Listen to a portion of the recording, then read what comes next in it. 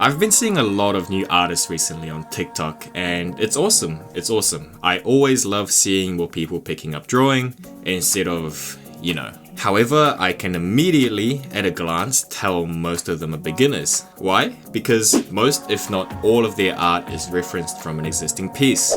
Now, don't get me wrong, there's nothing wrong with wanting to recreate a panel from your favorite manga or a scene from an anime. It's how a lot of us started. But if you clicked on this video, I'm guessing you want to go beyond that. Today, I will show you how to draw from imagination. How to turn the picture in your head into something real. The original character bracket OC bracket you've been envisioning, that new pose you want to see your favorite character in, whatever it may be, I'm sure this video will be helpful to you. Let's get right into tip number 1.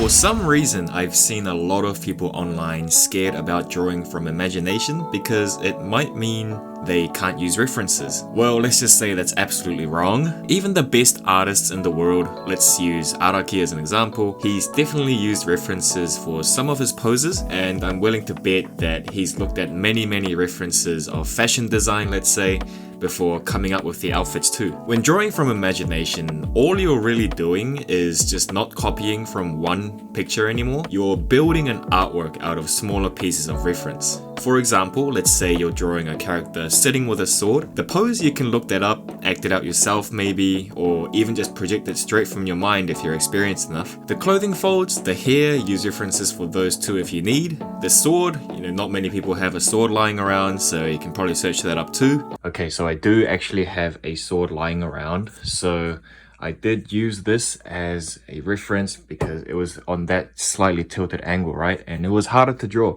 and I was having a little bit of trouble, so I took a photo like this. The creativity required for drawing from imagination doesn't really lie in memorizing every single detail the world has to offer. It lies more in knowing how to combine what you know with what you see. And that brings us to our next tip.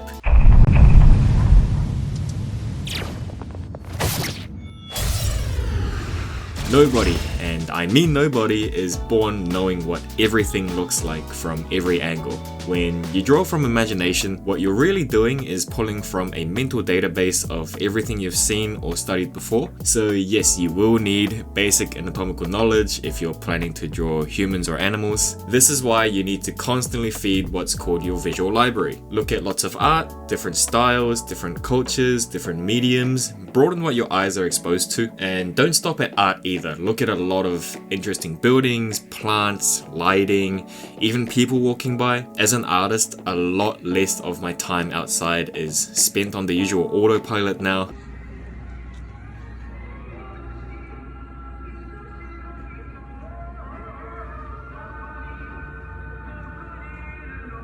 I try to notice how things actually look when they move, how trees look during sunset, how giant clouds look from afar. Every time you do this and get some practice in, you're expanding your visual library and you'll find yourself subconsciously pulling from those references even if you don't realize it. Now in this photo, I'm sure Kishimoto would have had to see and study lots of different looking buildings to make this look this good and grounded, and most importantly, original.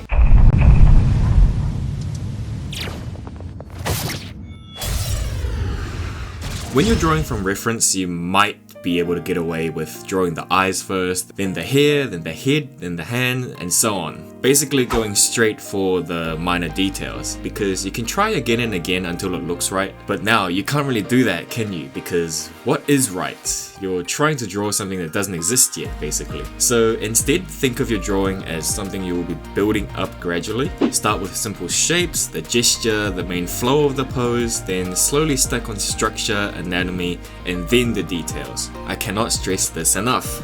And with every step of the way, you will be pulling from what did we learn? Your visual library. Maybe how a jacket folds, or how hair looks when it's being blown. Basically like sculpting, you refine layer by layer. Now there are some artists who I'm sure you have seen that just go straight for the details, no construction lines or whatever. trust me, those guys know what they're doing. They've been drawing for years, maybe decades, so don't worry about getting to that level yet. So for this tip, I would like to stress that you shouldn't go right into the details like you may be used to. Try to get a hold of the composition, layout, and pose of whatever you're drawing with simple shapes first, then add the details later. Trust me, drawing in details when you don't even know exactly where they would go is really tough.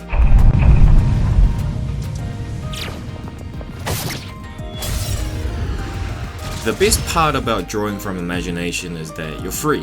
You're not drawing something that already exists, so you're not really bound by anything now, you could say. Firstly, don't get caught up in perfection or making every line clean. That kills creativity almost as fast as AI does, in my opinion. Getting those perfect lines may help when you're trying to make your art look like something else, but being stiff will not work when drawing from imagination. Try weird poses, try new styles. If something doesn't work, who cares? You learn something. Secondly, again, don't forget, if you can't draw something in a drawing, just look it up or take a photo of it. Drawing freely doesn't mean you can't have a look at what something looks like online or in real life or whatever. Do you know how many hand photos are on my phone because I couldn't draw hands from whatever angle I was trying to draw them from? And thirdly, none of this will work if you're afraid to fail. Let me tell you this, I would say confidently that to a beginner/developing artist, drawing from imagination is much tougher than redrawing from a reference. Just drawing heaps and heaps will not only help you see what you need to work on, but it will also help with your visual library thing too. Let's give an example now.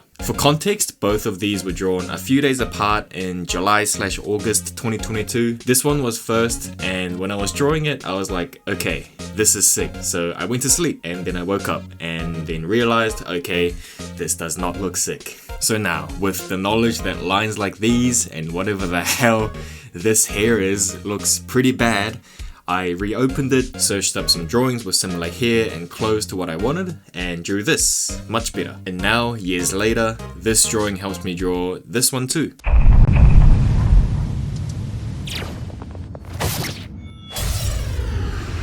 If you're a beginner that's been redrawing references up until now, I'm sure you'll be able to see ideas in your head very clearly. Maybe it's your own original character in a Jujutsu Kaisen fight or something. You can imagine it, it's right there, and it's Paik, so you have to draw it.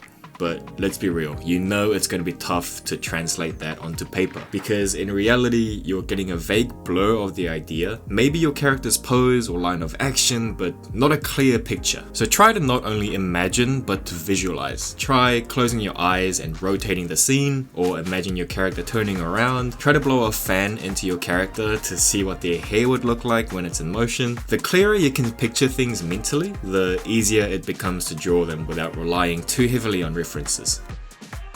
So to summarize, drawing something from imagination isn't really about pulling something out of thin air. It's about building something from all the things you've learned, seen, and importantly experienced, because remember, art is made to invoke feelings. Sometimes I forget that fundamental fact as well. Whether it's using references smartly, building your visual library, simplifying anatomy, or just experimenting, all of it will add up in the end. So the goal really isn't to abandon using references, it's to learn enough from references that your imagination becomes your best reference. And eventually, after putting these tips into motion and practicing for a while, I'm sure your more original works will slowly catch up to your reference drawings as well. For me personally, it took me quite a while for my original stuff to look as good as my reference stuff, and it'll be a different struggle for everyone. I'm thinking especially of people with something called aphantasia. If anyone has that and you're an artist, I would love to ask you some questions, so please do reach out. But that is quite a rare condition, so I'm sure for the rest of you, you will be able to train your ability to draw your own characters, scenes, or backgrounds straight from your head and a few side references. Hey everyone, long time no see if you're a regular viewer. Let's just say it's been a very busy month for me in October.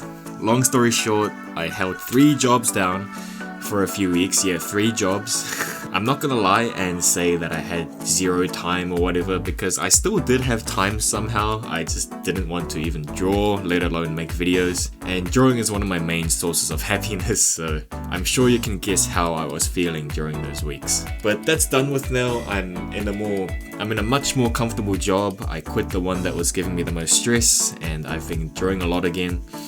So yeah, if you're one of my regular viewers that stuck around, thank you so much. I should be back to regular videos every 1 to 2 weeks again now. If you liked the video and found it helpful, please consider giving a like and a sub. It would be appreciated as always, and if you want to start finding your own unique art style, here's a video I made about developing one on the screen right now.